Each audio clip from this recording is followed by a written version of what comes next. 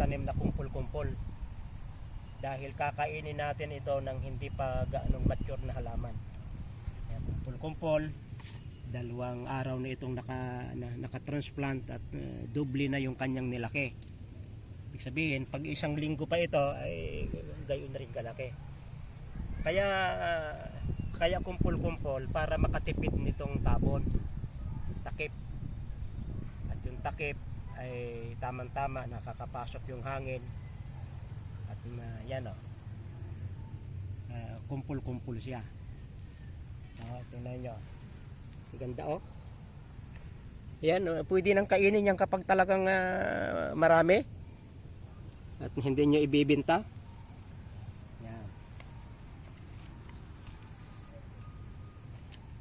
May ikon dito kasi bagong takip ko may nakapasok na uod, ay wala pa itong takip nang napasok.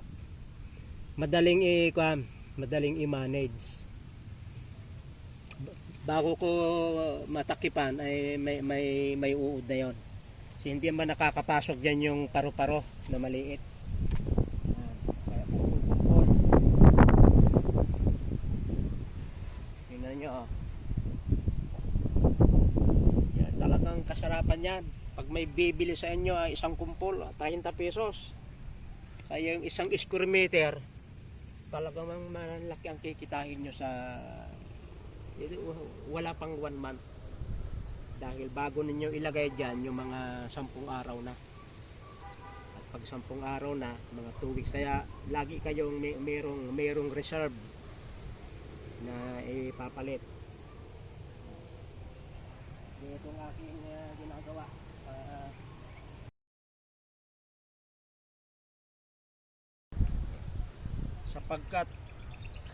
Sapagkat ito ay radish, hindi gaanong marami ang kumpol.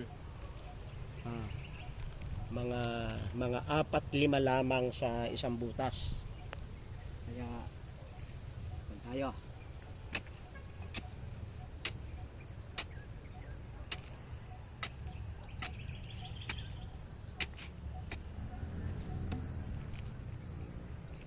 Pag kayo ay magtatanggal, inyong kakuan itong kuan sa puta, no, yung kan,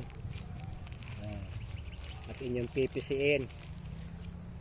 Yung ugat niya naroon na, may bulati pa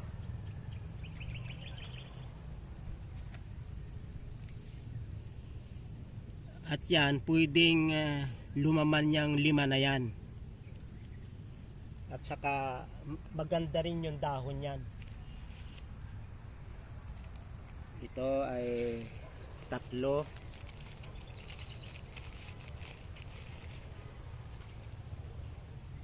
Tingnan yung ugat nandyan yung animal chicken manure yung ilalim, kaya mataba.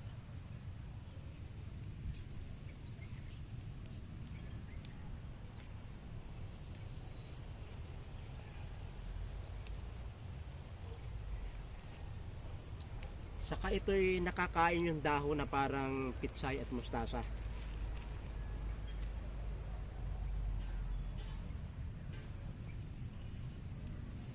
Yan.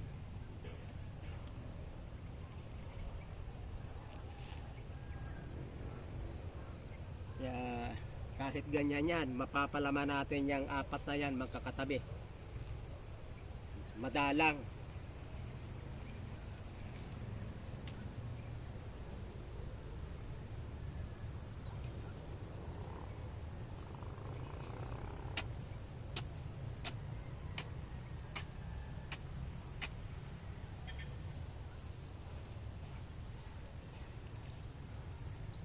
Alam niyo maghalaman, napaka-exciting.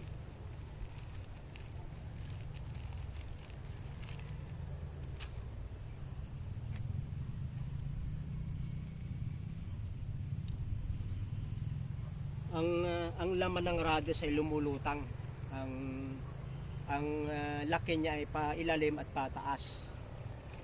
Pakikita ko sa inyo yung isang radish doon.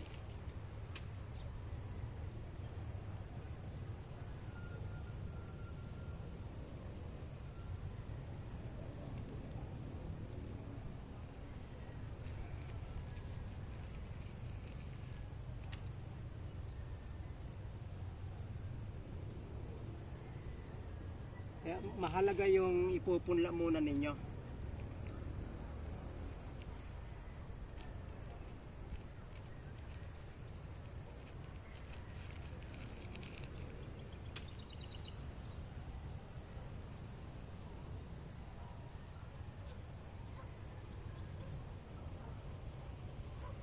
Sapagkat ito ay sa isang araw ay gugulayin na.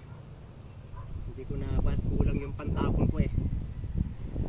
Salamat sa inyong pagsubaybay sa Natural Wilderness, si Pastor Vito.